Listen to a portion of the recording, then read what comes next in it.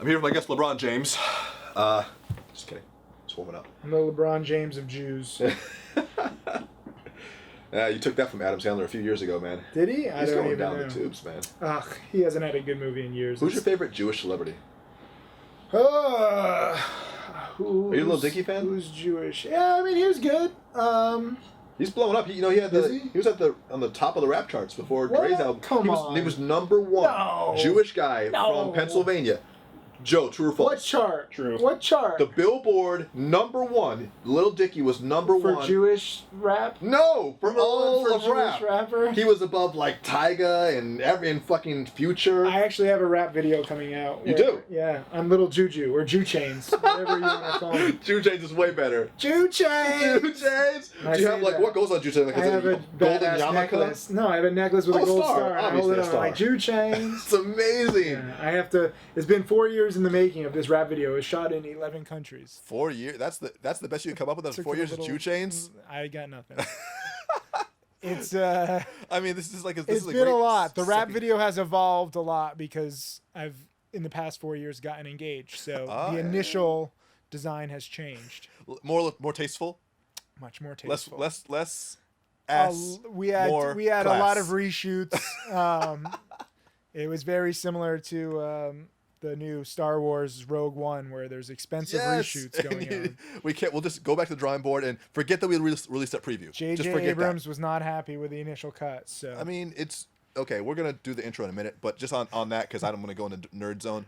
If you're gonna make a standalone movie that's not in the universe of a regular, because it's different, it's outside of the other Star Wars. Yeah, you have to make it. It's got to be fucking amazing. It's gotta be fucking amazing. You know, it wasn't. And it wasn't. And JJ threw his glasses. But I think it's okay. Tell me this: do you think it's a bad decision for them to, because we just had this new movie come out, which is going to usher a new series of Star Wars movies? Do you think it's a bad idea to so early get distracted from that flow? I mean, they're just merchandising. They don't care.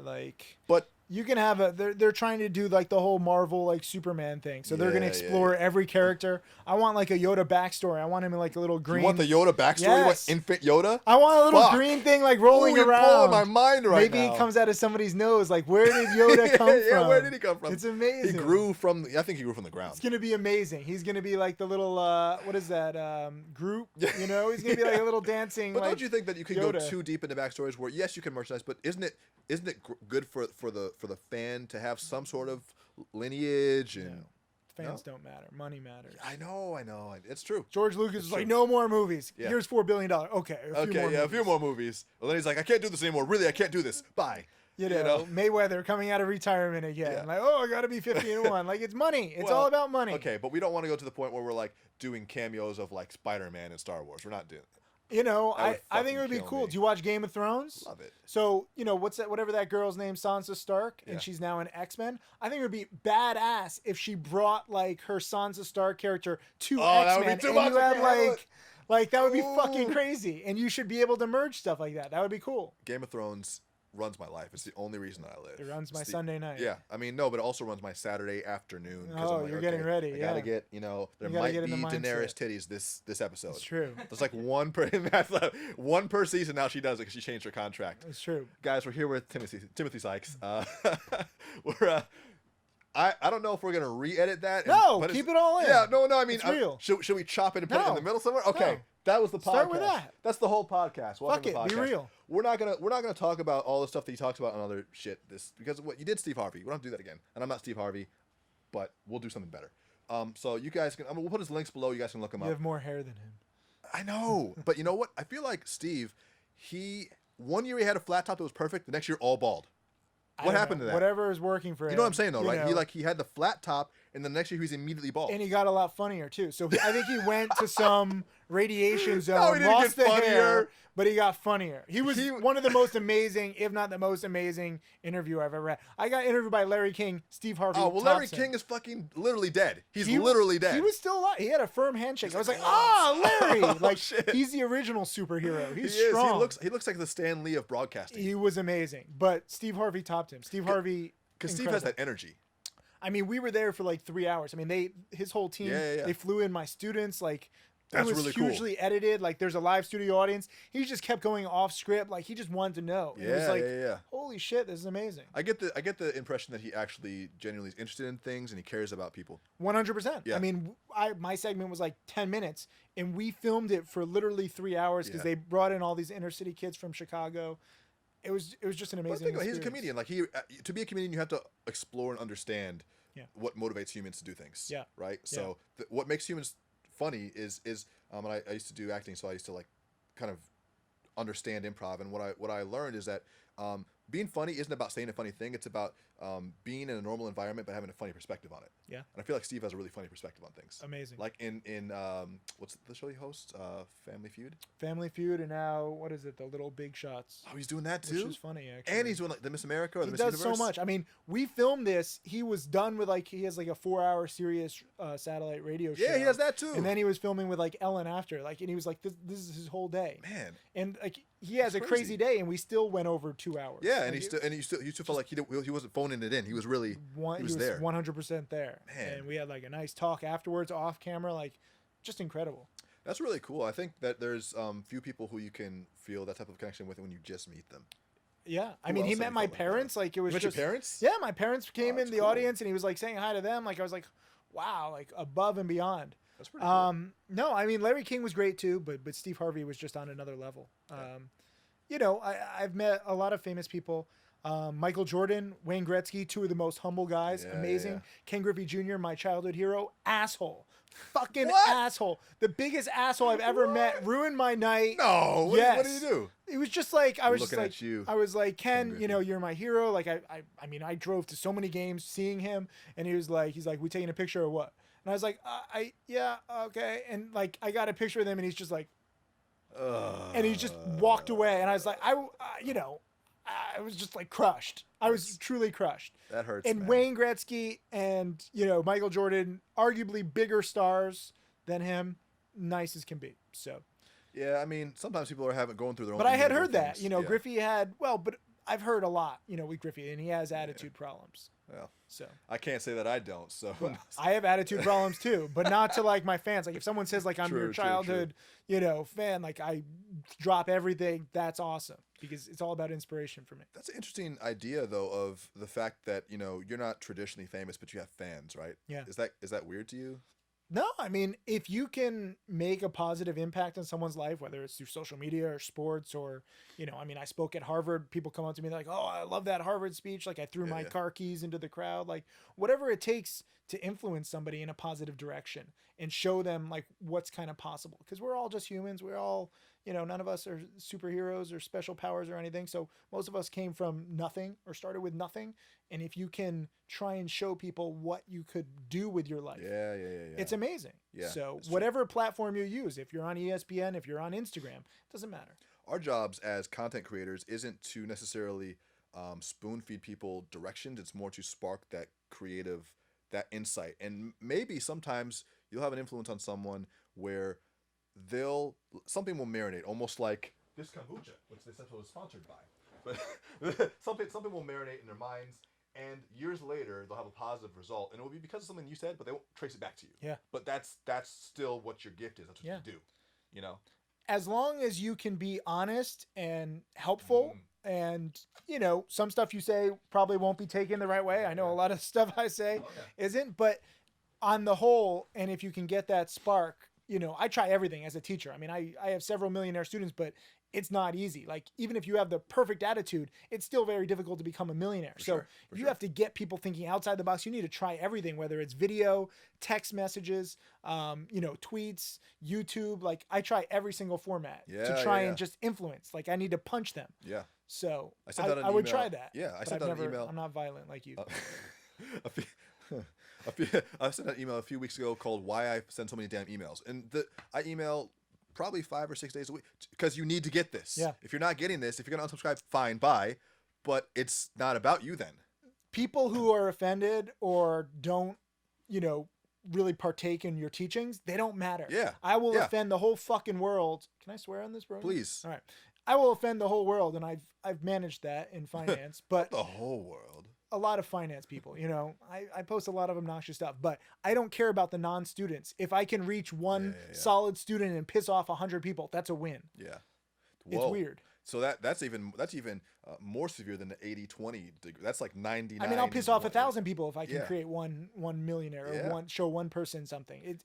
It's all about who you can reach, not who you don't reach. People who you don't reach, they don't matter. Unfollow me. I don't care. Bye. Yeah. You know? It's interesting too because, you know, we put a lot of emphasis on the way people react to us, and we think that the reason they react to us is because we've done something to them. But really what we've done is they're reacting because something that's inside of that You've unlocked something. You've unlocked something. Right. That's all. And it's is painful.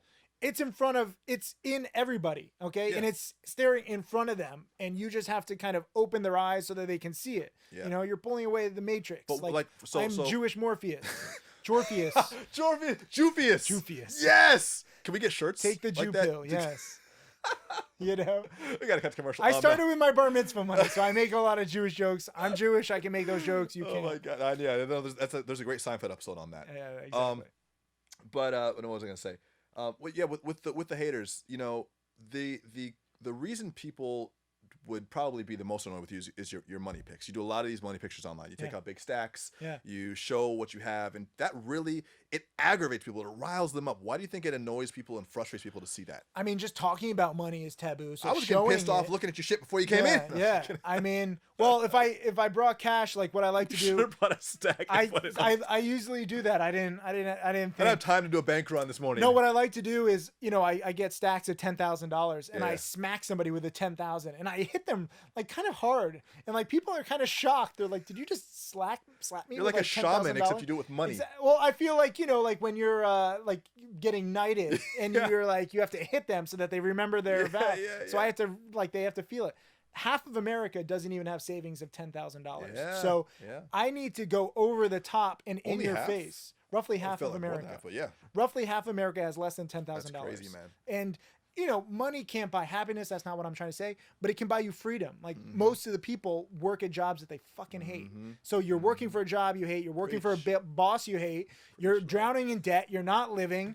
And what are you doing? Every day you're just existing, usually getting more in debt or unhappier. And then you have alcohol, and now pharmaceutical sales are way up. And it's this constant thing that you need to just get out of. And education is key. Education is not perfect. Education is hard. Self-sufficiency is hard. Becoming a millionaire is hard, but it's possible. So to get that whole mindset, you have to trigger people. I get a lot of hate mail. I don't care. I get a lot of much more fan mail. Like it's like literally 99-1. So. No, you're absolutely right. And to your point about money not being everything, I think Kanye, to quote, I never quote Kanye, but he has an interesting quote about this. Do it. This will be the only time. Do it. He says, money isn't everything, not having it is. Right. And it's like, you can have a lot of money and be very sad and be having a bad time with your whole life. Yeah. But you can have those same problems and not have it, and now you're magnifying those problems. If you utilize it in the right way and think about it in the right way. I mean, I became a millionaire when I was just 21, and I was totally fucked in the head with it. Like, I'm from a middle-class background. I was like, how did this all happen so quickly? Like, I didn't appreciate it. I was drinking heavily. I was living in Spain. I was partying. I was having fun, but it was like soulless. You know, now I've started a charity, got into teaching. Yeah. I would never have guessed that, 10 years ago, never in the world would have guessed where I'm at right now. But you find what makes you happy. You find what fulfills you. But in order to do that, you need time. Yeah. And most people are working all day. They don't have time.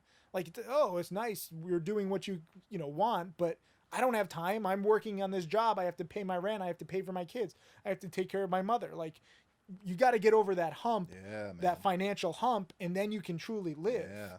You know what I find? I find probably the idea about having more free time, because especially on the internet marketing, part of the whole allure of making more money is take back your time.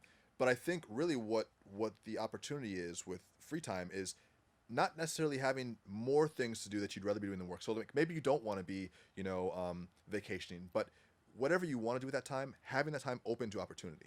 You can do whatever you want. Like having things come to you that you wouldn't normally be able to do because you're stuck at a job. Exactly. People knock on your door. Learn to paint. Yeah, you can do literally, the world is amazing. You can do literally whatever you want. Yeah. But you need time, you need energy, and you need freedom. Instead of just coming home at night, maybe you have an hour, you're exhausted, so you turn on Netflix or the Xbox. You need an empty block of 10 hours to have opportunities happen to you. Every day. That's it. Every day. You don't think you don't have any money making ideas? You'll come up with a lot of shit in 10 hours. Exactly. You suck at playing an instrument? Fucking have 10 hours free for your day. Yeah. And that's the 10 hours a day, day after day, week after week, month after month, year after year. Compounds. And you find what you like. Try 10 different things. Write down 10 things that you might be interested in. Try them. Maybe 8, 7 of them. What do you hate all of them? Doesn't matter. You're gonna suck at them, whatever. Yeah. Maybe you'll suck at all of them. Yeah. And you just keep trying, and you find what fulfills you.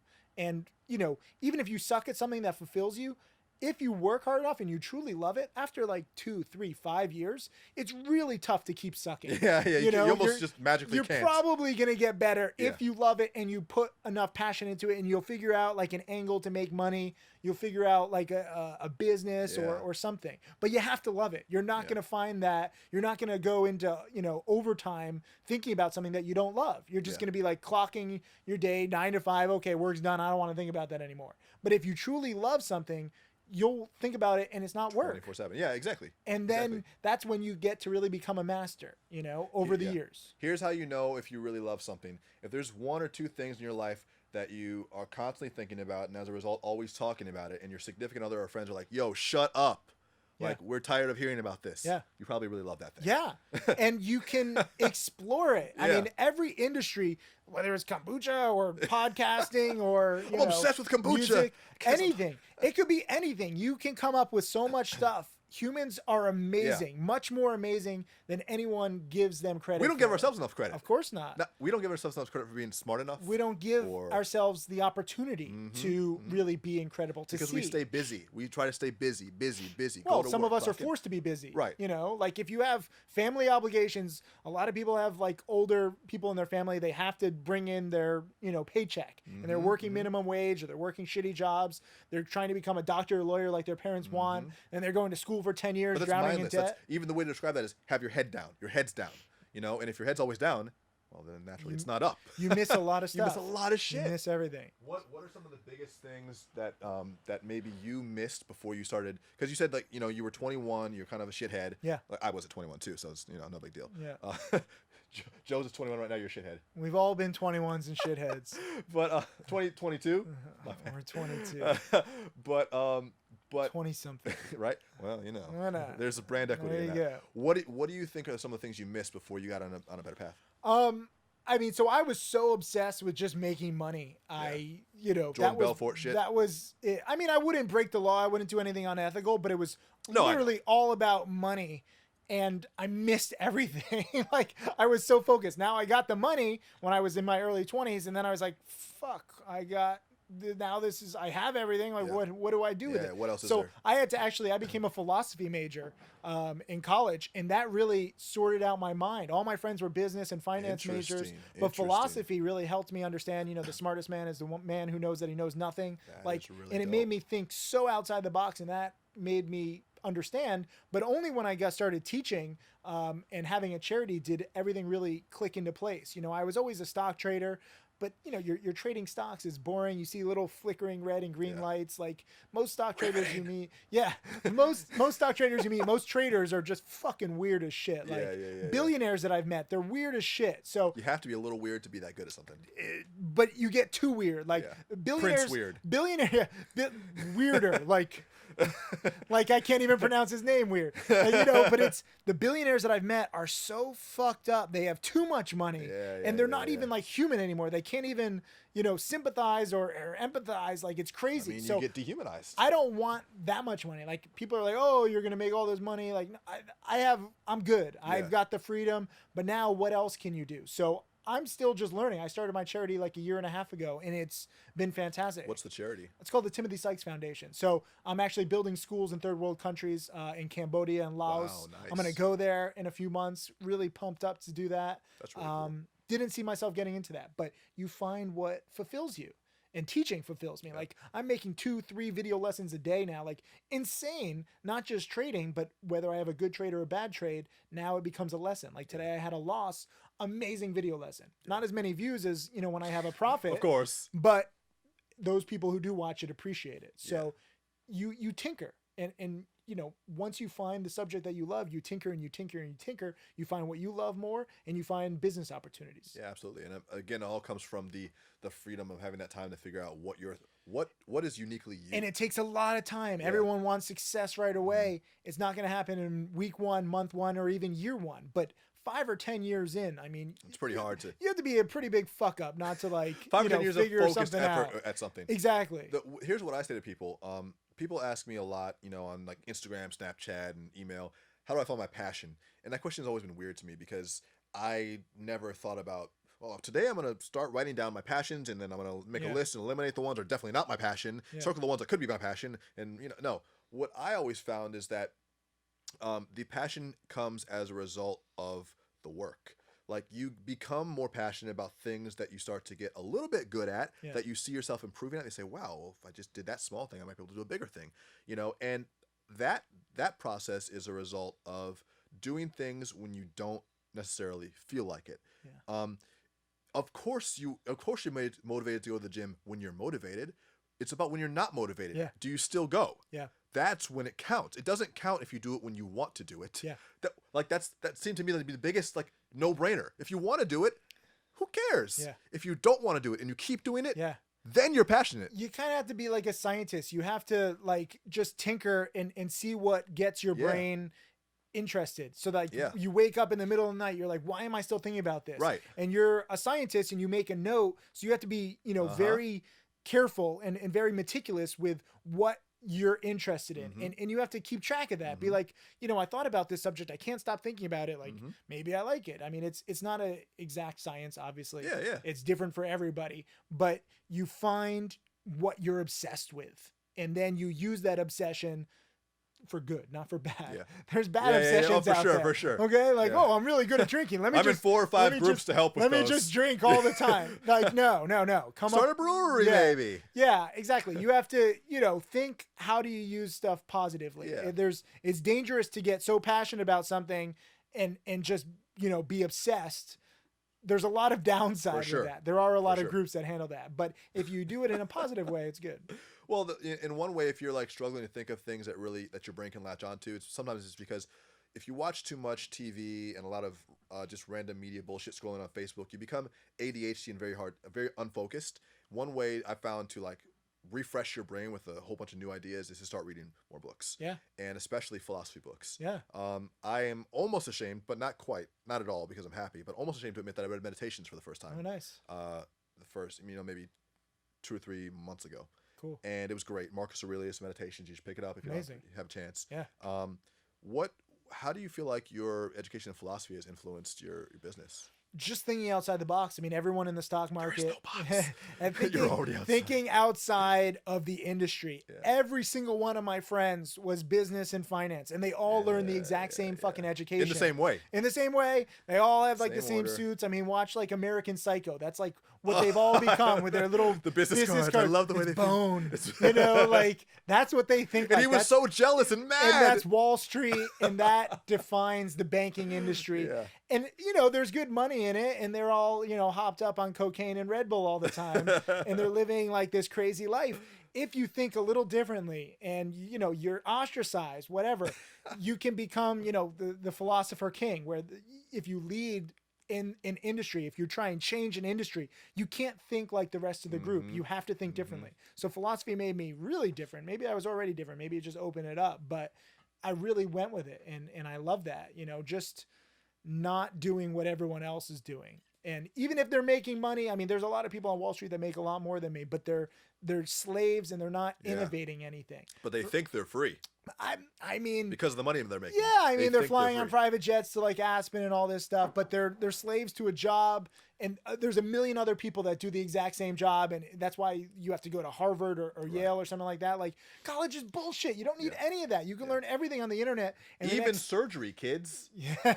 In the next 10, 20, 30 years, the internet education space is really going to pick up. I mean, right now it's like the Wild West. You don't know who to learn from or whatever. In 30 years, I have no idea what the fuck is going to be happening. I mean, here. we're going to have telepathic. 30 years? We're just going to be sitting here giving the interview. Think about the 1980s at this point. Like, that was a fucking light years away in technology. Yeah. It's crazy. But it's going to keep improving. So, like if we get to 2045, that's when we can live forever. Holy fuck, I think I'll make it, man. Kurzweil's thing. I'll text you. I'll be like, we made it, bro. That's all I want, and then you live forever. Then you have a lot of time, but you still need money because if you're living forever and you're homeless, that would suck. You, me, and fucking Dave Asprey living to 172. I mean, I just want to live to 500. That's my goal. You said he wants to live to 189, so you're ambitious. I think that at the rate that technology and medicine is improving, it's actually possible. Our main problems are, energy and nuclear. We have a lot of risk with that. But if you could just focus on technology and positivity, I mean, we got some crazy stuff to head. Well, there's a lot of interesting things going on in the world of like medicine and science, and I feel like we're at a point now where our technology, it's almost like if you have an import car that has a governor on it because you can't go a certain speed, even though the production car is much faster. Yeah, I think they do it with McLarens. I don't know, but it's almost like I feel like our technology is far surpassed where our commercial technology is available, and there are legal and moral and ethical blocks that are now stopping us from progressing. What are your thoughts on things like stem cell research and this new type of technology? So China is going into cloning. It's been banned in the U.S. You're gonna clone yourself? Oh my god, I would love it. Don't do that. Multiplicity? Tim, have you seen that movie? First of all, you don't get to clone a grown you, right? It's a baby. I don't know the specifics. Do you want to take care of the baby you? I don't know. I'll just grow organs and then harvest those organs so that I can live forever. Right. I don't know the specifics. I'm sure there'll be a whole little term sheet, but it'll cost money. Yeah, it'll be expensive. I just want to live longer and have more opportunity. Like right now, I love teaching. I love my charity, but who knows what I'm going to love in like 5 or 10 or 20 years. If I can teach more, if I can give back more, I'll learn more about myself too. So you need more time to discover everything that you love. I mean, what percent of our brains do we use? Like hardly anything. Yeah. So I just want more time. And I think we all should want more time. Money is not the most valuable asset. Time is. This is it. So this is interesting. If they clone you, would you be harvesting organs to put in your existing body, or taking your own brain and harvesting your own consciousness to put in another body? I mean, we'll try everything. Crazy. We'll rotate everything. There'll be like 10 of me, and some of them will die, and some of them will live, and we'll Which is the real Tim? Which is the real Tim? We'll A/B test it. We'll see. We'll use Optimizely, and Optimizely's future business is cloning. We're gonna do a whole bunch of tests. Like, I don't like this Tim. He's mean. No, he's mean. He got the bad genes. Like. The first time that they're successfully able to transfer like a consciousness from one body to the next, that person's gonna wake up and be like, "It fucking works!" Yeah, it's gonna be a little while before this happens, but it's gonna be software based too. That would be amazing. Yeah. Oh my god, if I could just download stuff. Like, there's no point in learning languages right now. We are on the verge of all of this technology. Guys, don't listen to him. Do not learn languages. Don't say that. Do not listen to language. You're a teacher. Did you see that Kickstarter? Learn. No. What? Did you see that Kickstarter? The technology's not there yet. I saw that. There's a little guy with a little bud. It's not. In the next 5 or 10 years, you're gonna have everything. I'm talking with my Amazon Echo every morning, and I'm like, is that gonna make us stupider though, for not being bilingual? And I mean, that's. Language is such a small thing. It's like you don't need to. You don't need to learn that. Like, it's structured. It doesn't change. I get it should be able to be figured out pretty Lots of languages quickly. are going to die out for sure if that happens. Kill them. They're Latin. You're such an American. Whatever. We're, English. Maybe we'll all just speak Chinese. Survival of the fittest. Whatever. If we have a universal translator, that's fine. It would actually be better to have universal language because that would make people fight less. It would be fantastic. Seriously. There's so much is just due to misunderstandings.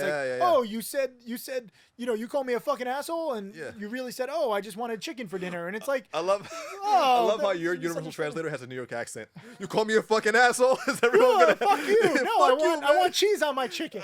Like, there's different misunderstandings that are going to be gone, and it's just. I just saw Jersey Boys in Vegas with my parents. It's resonating with me. There you go. That's cool. Fucking assholes. Have you seen that one? It's good, man. I saw it in New York. Frankie Valli. All you need. I tried to get Frankie Valli for my wedding. I'm getting married next summer. Oh, congratulations! Frankie would have been great. He's $300,000. He was a little. This is 300 years old. Basically. Well, I wasn't sure if he was going to make it. Over $300,000, right? Like, I was thinking about it, but then I was thinking like, he might not make it. Like, then I don't know. So who does the show if he doesn't? I was like, I was like, it's like get married now. You need him. I know. So we'll see.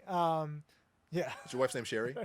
No. That would be great. No, it's Bianca. Well. But thank you. But no, but we love his voice. I mean, that would just be amazing. So Yeah. I don't know. We're trying out all these different singers and Who's stuff. your like your second and third pick? Can you say? We're talking with a lot of people. Okay. No, I don't want to Okay, ruin okay. the No Shania negotiations. Twain though. No Shania Twain.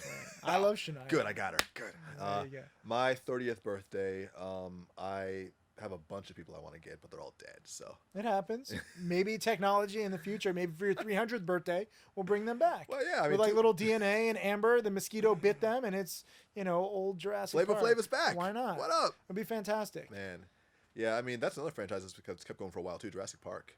Amazing. Yeah. They've taken it into. I mean, the movie was great. It wasn't like incredible, but it was well done. The new one? Yeah. Yeah. Yeah, so you just do this like well done. I mean, they try and reboot like Spider-Man. What are we on, like the third reboot now? Third reboot, third main actor. But they just keep trying because they make money. And Yeah. now we have another And it's a new Transformers generation of coming out. kids. People need entertainment, and I wish that they could, just adjust to education a little bit more. Imagine if you yeah. kept rebooting education and new forms of education. That would be amazing.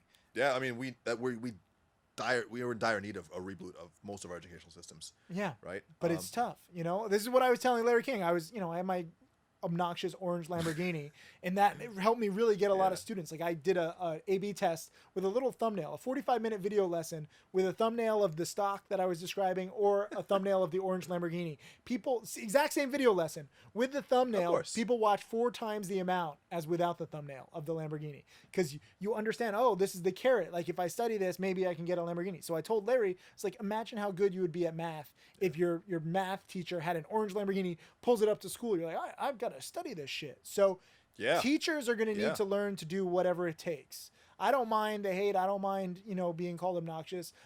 I get dizzy in my, Lamborghini. Like it's very uncomfortable. I have to take Jumamine. Like I go too fast. Like it's tough. It's very uncomfortable. It's very. To drive around It in is. this My nice Ferrari's car. much more pleasant. And my next car is a McLaren. So I do whatever the fuck it takes to motivate people. And some of us are driving a Mercedes C-Class. Whatever works. If that's more fuel efficient, do it. I don't know if it is. Whatever makes you happy. It doesn't matter. It has this thing where it just idles and stops and starts. I'm like, oh, you're not saving that much gas. We're going to have all self-driving cars, soon. Eventually. Yeah. Minority Report is on, baby. Self-driving Tims. Yeah. So in terms of education, someone's trying to, I speak to a lot of young people, 20-somethings, and I think part of the problem with the reason why young people don't get more success earlier is because we spend a big part of our 20s, if not all of our 20s, trying to like find ourselves and figure out what we're about. And then by the time, at least for me, it's been only happening just recently. I'm 28. So I've been having some things happen like, holy shit, that meant that. And that was from that. Yeah. Oh my God. Well, in the future, I'll just do that, that, and that. Yeah. So how do we start to get some of those insights earlier so we don't have to waste 8 to 10 years of our life? You got to really prioritize yourself as opposed to your friends or That's so hard. Other people or entertainment. Entertainment, I think, is like the devil. Like obviously I want to be entertained. I want to relax. Entertainment sometimes. is the devil. I want to relax sometimes, but I mean, we spend so much of our lives looking at social media, living vicariously through other people, watching It's TV. like masturbation in a way. It is. Yeah. And you need to masturbate yourself. Yeah, like do not like if you're other gonna masturbate, people. do the real thing. And Exactly. Then, ignore outside people. So like you're recognizing all this stuff now. Yeah. Imagine if you started, 10 year ago and you'd be at a different point now. So I think the self-reflection process has to start sooner. The education process has to, get kickstarted sooner. And it's really addictive. I mean, everyone should be educated.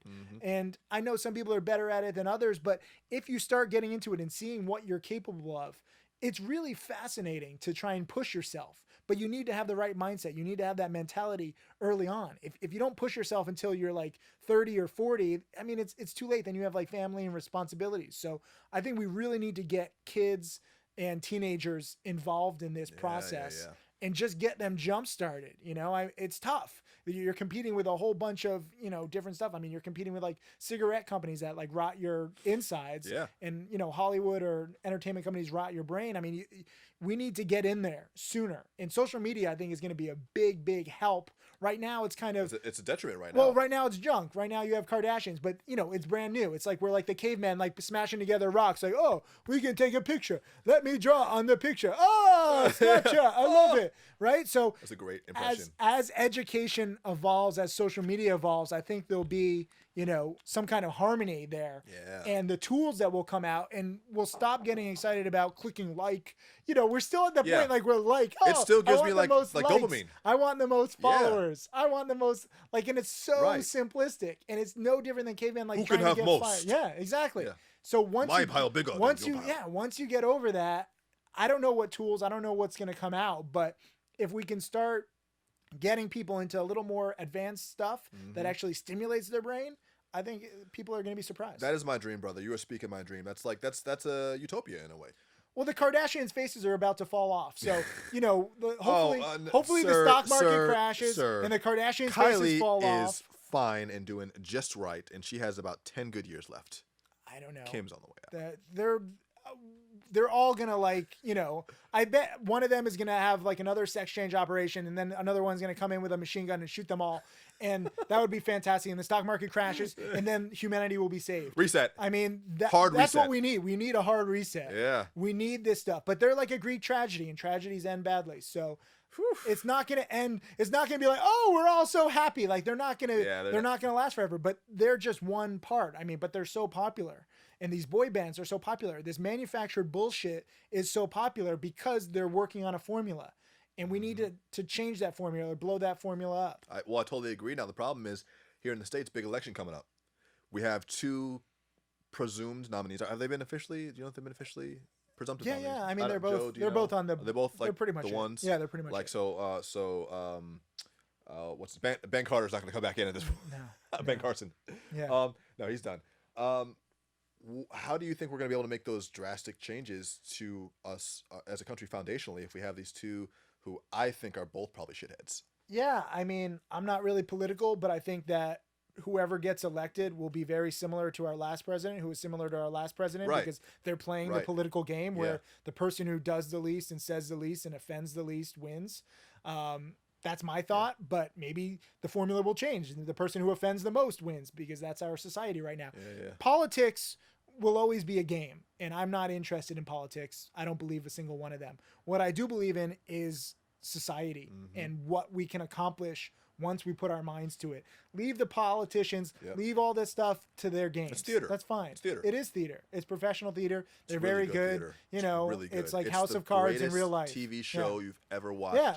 And the thing about it is, I think that's the view of a lot of our generations, and our parents are dismayed at that outlook, because I'll tell my parents and my grandparents, look, I'm not gonna vote. I just there's no one that I want to choose. Yeah. And the idea that you can still have a voice by purposely abstaining from voting, and I'm not saying that you have to, or that anyone has to abstain from vote for whoever you want, but I just think, I'm like, of these 2 choices, I choose to improve myself. You should. You should choose yourself. That's what it comes down to. Yeah. All of this stuff will always happen in the background. You can't control it. I'm sorry, one vote is not going to make a difference. No one wants to hear that shit. I know if millions of people did that, then it would actually affect things, but whatever. You're the reason Bernie didn't get it. If you focus on yourself, you will be surprised at how much bullshit you can just ignore around you. Whether it's the new Hollywood stuff, whether it's new entertainment, new political leaders, whatever. It's all floating around and you're focused. But you need to get that focus, and you need to be more selfish. Too many people are not selfish enough. They're trying to help all these other people, and they're forgetting to help themselves, and that hurts them. It's just like in a plane, put the mask on yourself first. You kind of have to. I'm sorry. Yeah. You want to be politically correct. You want to save all the babies, but you can't save anybody if you're dead. Yeah. Especially if you're dead inside. Exactly. Well, that's a good quote. But in it, it's the truth too, because I think part of the problem though is a lot of us don't realize that we're almost driven by this constant need to impress other people before we improve ourselves. Yeah. Right. And so that's why the internet thing is such a well, you want the most followers. You want the most likes. Yeah. We're in a constant competition for superficiality. Yeah. And we need to get over that. Like, I really like it when a post does not have a lot of likes. Like, I post my charity stuff, least likes. 5. And I'm like, fuck you all for not liking this. You are pathetic. You are absolutely pathetic. And I'm still going to post it because I love it. So you have to get over that. And you have to, obviously get your following, build up, do what you have to do to, like, I don't know, to build a business. Yeah. But then you need to try and change that. And I think as people, like your podcast, people who have the right intentions will kind of rise in power and influence over time. Yeah. As long as they keep at it. And the good will inevitably win. I do believe in like the good of mankind, the good of our society, but it's a struggle, and there's so much bad, and it's so easy to be bad, and there's so much money and popularity if you're bad. But if you're an educator, if you have honesty and ethics, you're gonna win eventually. It's just gonna take a lot longer. Yeah, you have to have, speaking of like honesty and ethics, I think that one of the big things I've been considering in my own life is how I operate from a personal code. Like there are things that I believe that will influence the way that I act, and there should be things that we have in our lives that we don't compromise on. Yeah. So we were talking before the shoot about, or before the camera started rolling, about Muhammad Ali just passing. So this is obviously he's fading for a while, but it's still sad. Yeah. And it always makes you look back on his old stuff and be like, wow, this really was a great man. Well, and we should edit this in, Joe, but there's this clip. Inevitably, students would challenge Ali on his stand and his convictions. Remarkably, Ali more than held his own against students who had a far better formal education than he. I'm saying you talking about me about some draft, and all of you white boys are breaking your neck to get to Switzerland and Canada and London. I'm not going to help nobody get something my Negroes don't have. If I'm going to die, I'll die now, right here fighting you. If I'm going to die, you my enemy. My enemy is the white people, not Viet Congs or Chinese or Japanese. You my opposer when I want freedom. You my opposer when I want justice. You my opposer when I want equality. You won't even stand up for me in America for my religious beliefs, and you want me to go somewhere and fight, but you won't even stand up for me here at home. It's a great example of having a personal code. Amazing. What? And that's why he's a legend. And that's why he's a legend, and he'll never die. In the history of humans, as long as there's a human on Earth, someone will pass down the memory of him. Yeah. Can you just try to think about that? So that's focusing on the long term and the good as opposed to the short term. People thought he was absolutely insane. They're like, what are you talking about? You're giving all this money away, all this millions, fame. you'll lose millions. Yeah. He's like, I don't care. All this stuff. And I got to tell you, I'm in a very good spot financially. I'm very blessed. But once you have a few million, you don't need any more. I can't even spend that much. And it's tough for people to comprehend Secrets. that. Yeah, but you don't need like 100 Success million. hacks. You don't need 100 million. You don't need $1 billion. That's too much. You're going to be a fucking freak. So you start to get freakier. Focus on who you are and what you believe in. And that is so much stronger than any money. Even if he was broke at the time, just having principles and feeling good that you're true to them. It's an amazing feeling. What are some of your personal principles? Your value, the things you won't compromise on. Yeah. So I teach penny stocks, which is like these low price stocks that pretty much the whole world hates because of like Wolf of Wall Street. Right, yeah. But I've seen them, they made me millions. They made several of my top students millions. I think they're easier than the rest of the stock market. So like CNBC and other big financial medias, they're like, oh, Tim, we like your personality. We like your story. Talk about other stocks. Talk about like Starbucks and stuff like that. And I'm like, but I don't trade that. Yeah, And they're like, well, just, sell out basically. And I can't do that because that's not what I believe in. So, for me, it's stocks, and it's a small thing in the realm of the world. You're really talking about you won't lie about what you teach. You won't compromise on the things until you don't know things about the things that you don't know. Correct. I can't teach about stuff that I don't know because then I lose my personality. I lose my edge. I don't believe in it. It's honesty. And I don't need to be on TV. Because even if I did that, I would probably suck at it. I would be like all these other mediocre people where I wouldn't have an edge. So you need to find whatever it is you believe in, and you find that edge, and you find that greatness, Lewis House, and, you really stick with it. And it's tough because a lot of people won't understand. It'll look like you're giving up a lot of opportunity, a lot of upside, but that if you stay true to yourself and what you've learned over time, then you're better off in the long run. That's deep, man. And that's one of the things that you hit on there, which is important to remember, is that when you develop whatever it is that your personal code is, your personal code of ethics, the things that you don't compromise on, many times that will result in people really hating you for a while. As you've experienced, and Ali was a pariah in the U.S. for those years when we were still involved in the war. And then they give him a chance to fight again. He gets a championship back, and they say, "Oh, Ali, we love you so much." Well, everyone loves a comeback. But you put him in a position to come back because you threw him in jail, took away his shit. If you stand up for what you believe in and what you know is true, as Right. opposed to like, I'm not saying stand up for something that's just stupid and you're wrong. And, eventually people will be like, you're wrong. But if you know something to be true, like I know the strategy that I'm teaching is real. I don't care what the rest of finance says. I can prove this again and again and again. They're going to eventually come around to my view. I'm not going to come around to their view. But you better fucking make sure that you're right. Yeah. Because if you're going to take that stance, you're going to make a lot of enemies along the way. If you are only professing what you know to be true and you're being honest that this is what you know to be the truth, then with that knowledge, you can be as vehement as you want to, because that is your truth. Yes. Now sometimes you'll still be wrong. Yeah. But it doesn't mean that's not your truth. Yeah. Yeah. Well, I mean, for me, it's all, I teach based out of experience. So I can't teach not from experience. Right. I can't teach what I don't know. Right. Exactly. And a lot of people do that. A lot of people, they fake it till they make it. So you just phone stuff in and then you're part of this whole mediocre bullshit, superficial world. I don't want to do that. I want to be original. I want to be myself. And that's what I'm doing. And everyone should look to do that. Everyone should have enough self-confidence and not go with the crowd just because, it's easier. You need to stand up sometimes.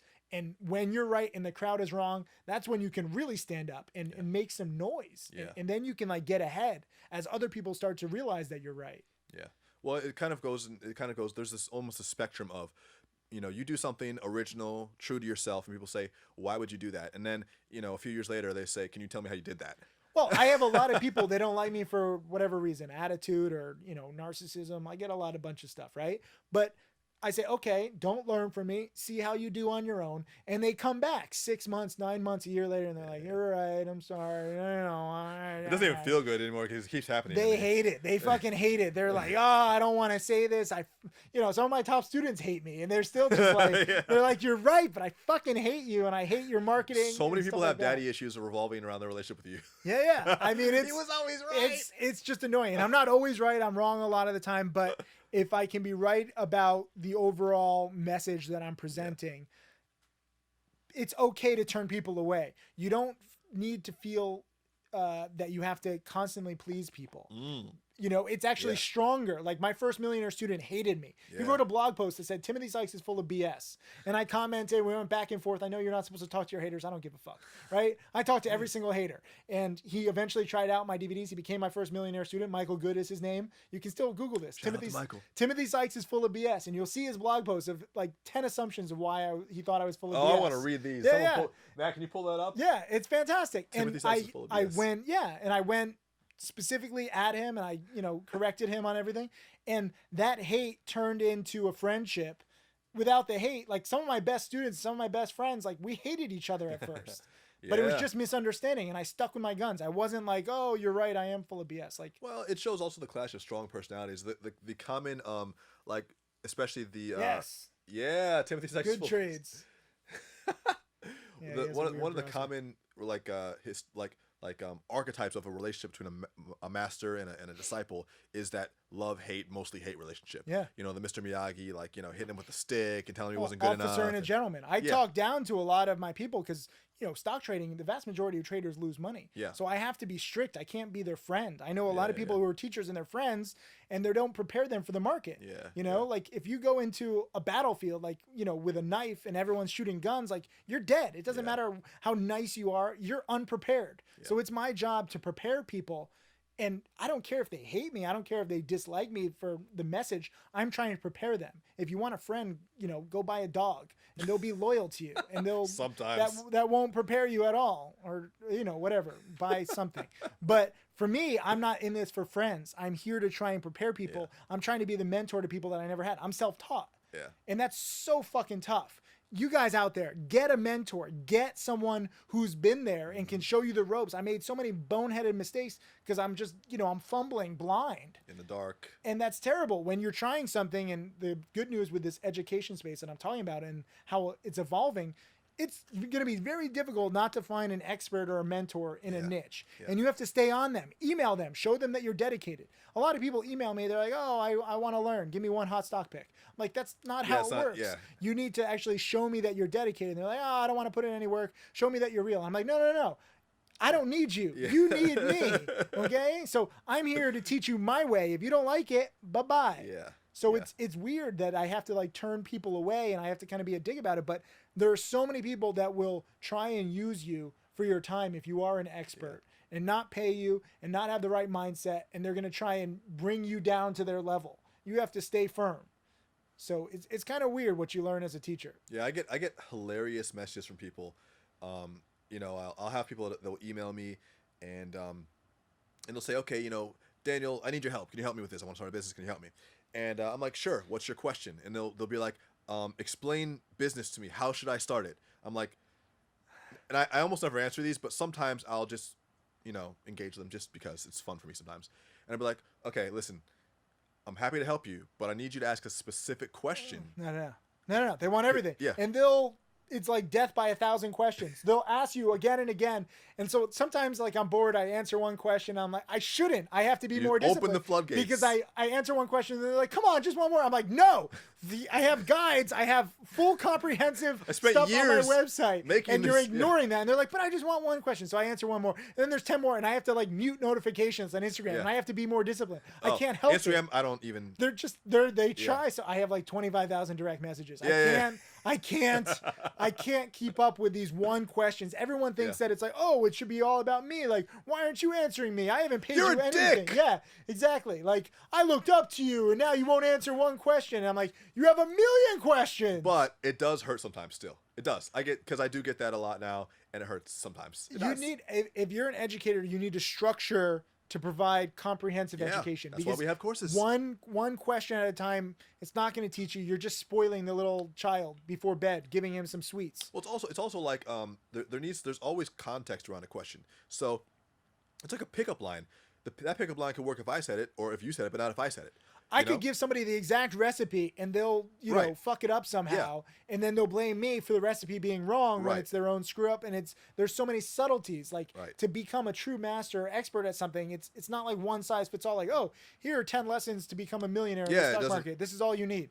Nothing else. It's a good Business Insider article, though. What? That 10 ways to become It's great. Yeah. I mean, it's an intro. So I don't mind intros, but don't pretend that answering a few questions and spending an hour is going to make you a master at anything. Well, yeah. And that's why it all goes back to like purposely, intentionally, and with thoughtfulness working on yourself. So all the questions that you're asking these, and I'm talking to people who look to mentors and gurus, I don't like that word, but gurus looking for advice.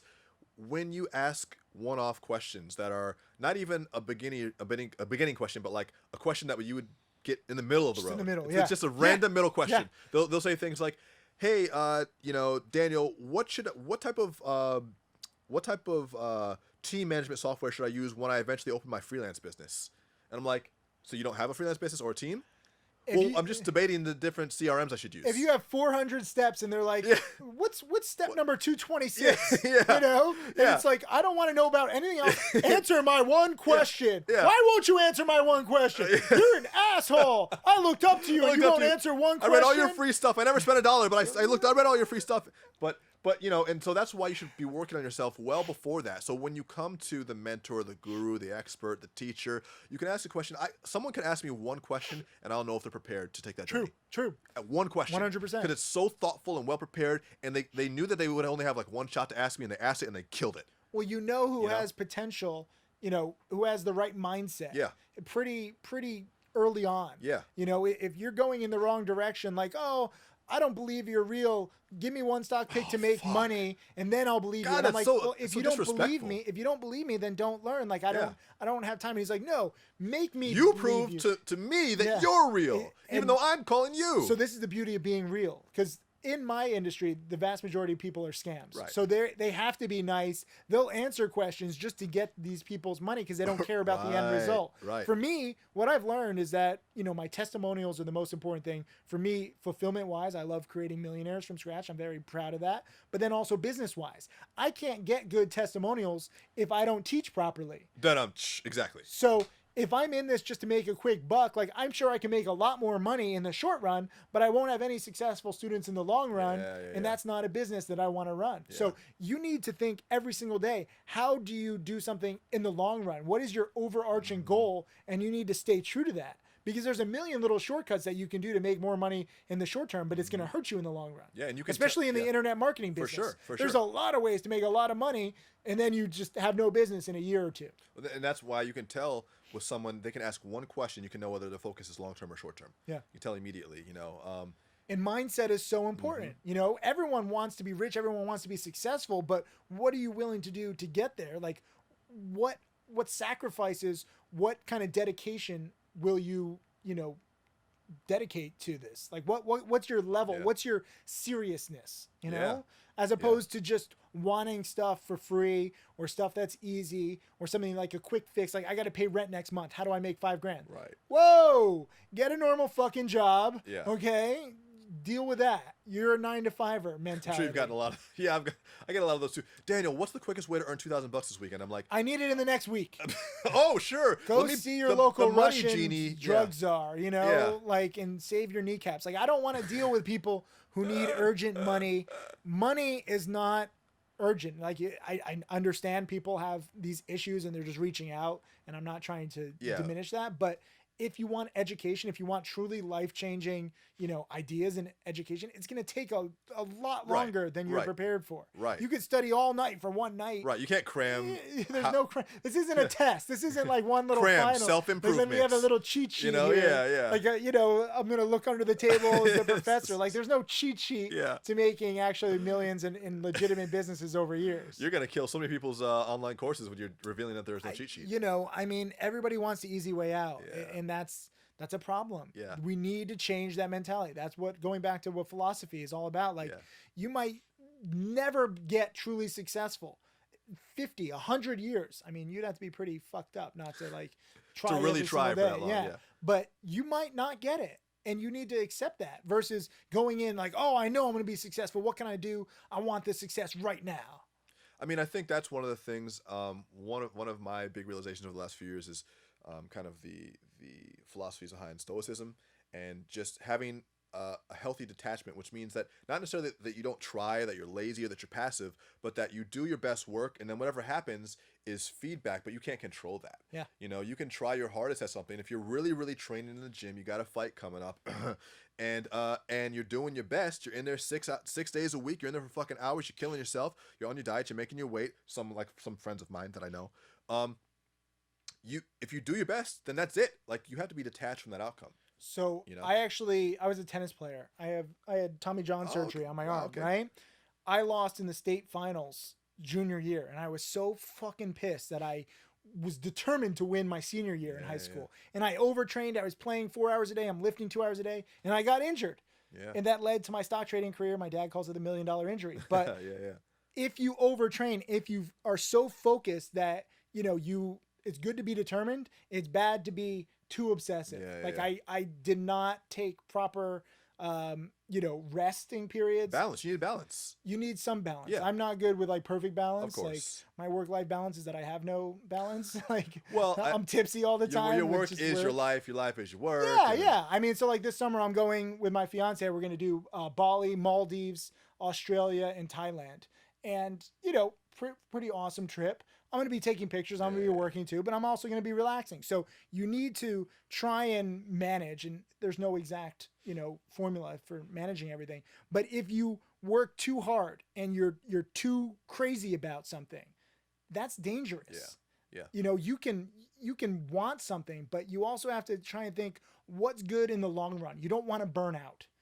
So there's kind of a balance, like where you want all the success very easily, and maybe you're too dedicated, and I would lean closer towards too dedicated, but not overly, not like insanely. Like, I want to be a fashion, I don't know, like a fashionable person, right? I'm gonna kill this designer. Yeah. Like, well, calm down, serial killer wannabe. Yeah, I will take their spot. Exactly. I think that what you're hitting on there is the whole like Gary Vee movement with the constant hustle. Yeah. And I'm actually getting annoyed, not with Gary personally, but just like with the whole, because people are misinterpreting hustle as I never sleep. I always go to bed at 3 a.m. and wake up at 5:30 because I'm a hustler. I'm like, no, you should get sleep. Yeah.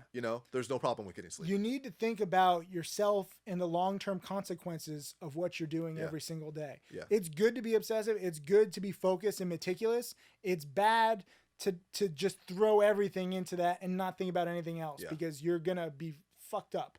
And then if you aren't successful in any short period of time, you're going to lose your mind.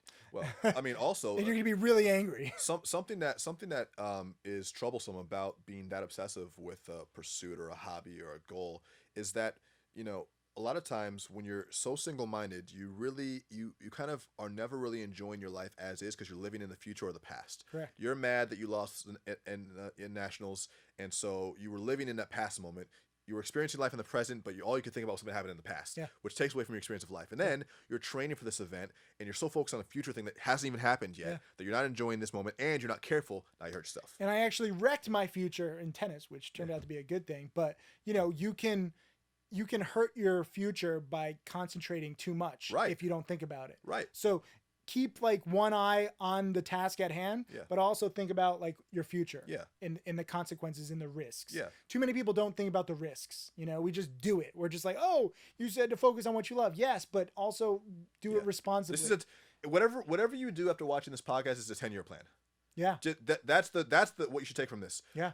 It's not, you're not going to be able to squeeze 10 years into one, but you can wake up every day and you can do your thing. And by the time 10 years comes, you'll say, where'd the time go? Yeah. That's how life fucking works. You wake up every day and you're like, holy shit, I was just 12 yesterday. Now, you know? Yeah. No, I think you need to try your best, as you said, but at the same time, you know, just think a little bit. Like, don't have no life whatsoever, because then you're going to miss it. And you don't want that. Like, life is pretty amazing, even while you're focusing on your passion. So segment your day, like focus on your passion for a few hours, go relax for a little bit. Like I said, like, oh, I'm, you know, anti-entertainment, put in a little entertainment, watch House of Cards or Narcos, like whatever, you know, but keep everything kind of your own formula and adapt. It doesn't have to be one thing like, oh, I need to work for 4 hours and then 1 hour of relaxation. Like it can change. It's all sliding scales. Call it, you know, tailored to you. And your needs and what's working and what you feel. You know, if you're like, oh my God, I've been working so hard for a week, I just need a day off. Take the day off. Yeah. Don't feel like, oh, you know, someone's posting like people never take any days off. You're not hustling. Entrepreneurs never fucking sleep or eat like, ever. Like if you get burned out, you know, then you're gone for like a month or two. Yeah. So think about the risks of everything that you do. Yeah.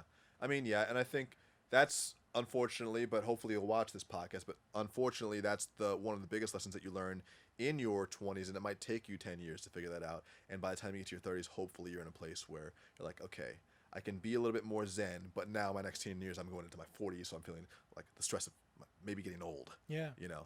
I mean, there's stress at every age. Yeah. So you have to tailor yourself at every age, how you're feeling. I mean, it's not easy for me to go out anymore at night, especially when I'm on the West Coast, because I have to get up at 5 in the morning for the stock market. I can go out a lot more on the East Coast. So I tailor my life based on where I am, how I feel. And it's always changing. So I don't, you know, as internet entrepreneurs, we don't have like a 9 to 5. Like you're not, you know, clocking in. I just live this life and it just works. Well, you try. I mean, make like a weekly plan, make like a monthly plan, and then adapt. It's no different for stock traders. Like there's different kinds of stock markets. You don't just buy the same stock all the time and you know, sell the stock all the same time. You adapt. Everything can be very adaptable, and you have to be adaptable. Most people are not. Especially like 9 to 5ers. It's very difficult. You know, you have a set schedule for school that you grow up with. You have a set schedule for like prison, job. honestly. 100%. It is. It's the rat race. Yeah. And so it's very difficult to get out of that and be like, wait, what do you mean? I don't have like 12 to 12:30 lunch? Like I can go till 12:45? Oh. 1? No one will check me. What? Like I've seen this. 6 bathroom breaks today alone. I've seen this where people don't know how to get out of this regular schedule. Like they're so segmented. It's insane. Sometimes when prisoners come out of jail, they can't handle all the free time and space. They're like, I just want to wake up at this time and go to bed. What's that old guy who hung himself in Shawshank Redemption? Yeah, was that Morgan Freeman? Riggs. No, the other old white guy. Yeah, It's like, I just can't take it. Yeah. And they let him out of prison, and he had no friends. Like he had nothing to do, and he couldn't take it. No, Morgan Freeman ended up on the beach. He was happy. Yeah. I haven't watched that movie in a few years, but that's how it is though. And I watch a lot of movies. Entertainment's bad. Shawshank Redemption. I used to watch a lot of movies. I haven't seen a lot of movies lately. You're not missing Well, much. I used to. So like this was my workout. I would go on the elliptical, like the Jew elliptical. That's my main, workout technique. You can't turn a piece of workout equipment into a... I just did. So I go on my Jew elliptical. I watch a movie a day. Then I lived in New York for a little bit. I would go like eat sushi at my favorite sushi place, go read in the park, maybe make a few stock trades, go out, and it was kind of sweet. Yeah. Now there's no time for movies. And there's not really that many good movies. I was gonna say you're not missing much. Yeah. So Shawshank was good though. What do you? So one thing I kind of like to just hone everything in with and kind of put all into a nice little ball. One thing I'm learning now, as I kind of become a little bit more relaxed. I'm moving into. How old are you? 35. 35. Okay, awesome. So you're right. You're square. Almost you're square. 34. You're right there. Fuck. Ooh. Yeah. 35 is right on the precipice, my friend. Of what? I don't know. You tell me. Tell me when you get there. I'm 28, so when I turned 30, I stopped like eating normal. I could eat whatever I wanted. I stopped growing. I could eat. I went the opposite. I could never gain weight. I was drinking whole milk like in my 20s. I was like, come on! Drinks whole milk. And nothing would make me gain weight. Then I hit 30 and the fucking like hourglass just flopped. And it sucks. That's what changed when I hit 30. Great. I'm super excited. No, but one thing I've been noticing kind of just go on the elliptical. It's like, how many calories does that burn? 600 over the 2 hours. That's pathetic. Sometimes 700. No, it's pretty good actually. No, it's shit. But okay, so as I've been kind of, I guess, becoming more of who I really am, as I've been moving towards that, realizing that there's a lot of things that happen on a day-to-day basis that I feel like if we aren't mindful of ourselves, this is a little bit woo-woo, but if we aren't mindful of ourselves, we can constantly be off balance. There's this kind of like this tendency, especially with entrepreneurs, the types of people who don't want to be bound by rules. A lot of times we have this voice in our head that constantly is anxious. There's anxiety. If you own a business, for me, I know it's like, well, we got to make more money here. We got to do this. Or, well, even when we're successful, I have to be careful of this. I'm nervous of this happening. And I've felt like I've really had to work on quieting my inner voice, because there's always something in the back of my head that's always constantly judging things, being anxious about another thing, or just generally like it's very rare that I'm like, everything is perfect, it's great, and I am good. Yeah. Have you noticed that that's happened in your life with the inner voice, and have you been able to calm that voice? I mean, as an entrepreneur, it's tough because you're always wanting more. You're always challenging yourself. You're always pushing. Like, I'm rich enough. I don't need to even fucking work another day. Yeah. I love it. And it's tough to not push myself. It's tough to get out of that, but it's good to do that. You need a little of the Buddhist philosophy. Like, I'm excited to go to Bali in Thailand where it's very spiritual, and that, helps me get in tune a little bit more. If you're always pushing and if you're always wanting more, how are you ever going to be happy? It is tough, but at the same time, how do you turn it off? So you have to like modulate it. It's like a little channel, and you just have to turn it down just a little bit, like crank it down for like an hour or something. Meditation is good. Philosophy, reading, these are amazing things that you need to balance yourself with. And that's why I think I'm more successful in business, because I have a little more balance. Like I As don't, you've gotten older. Yeah, but also just the way that I was, kind of educated makes me always think about this. Mm-hmm. Like, you're talking very philosophical. Most business people, like, it's success. You have to be success. It's an endless competition. If you take a day off, you will lose. If you lose, you will be unhappy. Like, it's very black and white. And you fucking burn out, and you have a heart attack at, age 44, and all your work was for nothing. R.I.P. Kimbo Slice. Yeah, exactly. So take your time, especially, this is why I'm proud that we talked about medicine and technology. You have more time, hopefully, if we don't blow ourselves up. But if we have more time, you can enjoy it more. You can learn more about yourself, but really get into like self-reflection. Yeah. Get started on that ASAP. I'm not saying you have to have like a therapist or something, but just take some time, like take 10 minutes in a day and just do nothing. Like, turn off your fucking Wi-Fi. Just look around. Sir. Yeah, exactly. I mean, just think about yourself, write down some goals, write down what you're thinking, have a diary, have a blog, whatever. Self-reflection is amazing for people, and not enough people do it. Even if you're still at your 9 to 5 and you're still locked on that time, make sure there's time for yourself in the day. A little bit. Yeah. A little bit, you know, if you're in your 9 to 5, like you got to get out of it. You got to like, you're basically in Shawshank Redemption. Like you're in prison. Okay. You got to crawl through the shit to get out and hit the rock like Andy did, you know, with the thunder. Like, I don't watch that many movies, scene. but I know the scene for scene breakdown of this one. Exactly. You know, I mean, it's a powerful, do you remember that where he got out through the sewers and he's cracking the sewer pipe with a rock as the thunder is hitting. So no one hears it. I mean, he crawled through shit to get out of prison. That's what you got to do if you're in your 9 to 5. You got to crawl through shit. So I would take less time if I was in a 9 to 5 and be focused on like getting out. Like, you know, this is like 12 years a slave, but for most people it's like 30 years a slave or 50 years a slave. You got to get out of there. Like, you know, you're not going to have Brad Pitt producing your movie. It is life for a lot of people. And that's a bad life. That's a life wasted. Some flash round questions. Happiest childhood memory? Picking blueberries and learning to tie my shoe in Maine. Oh, nice. First concert that you went to? Screaming Trees and what was it? Runaway Train, never going back. What is it? Soul Asylum. Soul Asylum. Yes. And the Screaming Trees. That was a good one. Soul Asylum was great. That was it. First celebrity crush? I really like Sinead O'Connor in that video, Nothing Compares to You. And I didn't know that Prince had written it. Yeah, he writes everything. Yeah.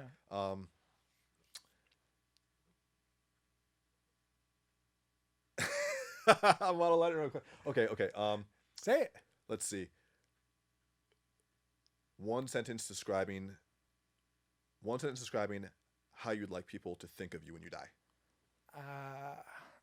That crazy Jew who got me to think differently and made a whole lot of fucking money for me.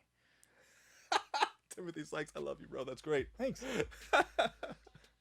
So listen, we had a very deep conversation with Timothy Sykes. I hope that you check out all those other resources. We'll post them in the little description box below. This will be in the blog post, and we'll send it out to all you hundreds of thousands of lovely people. All right, I will talk to you soon. Hope you enjoyed the show. Later. Good shit. That was awesome, man. Yeah.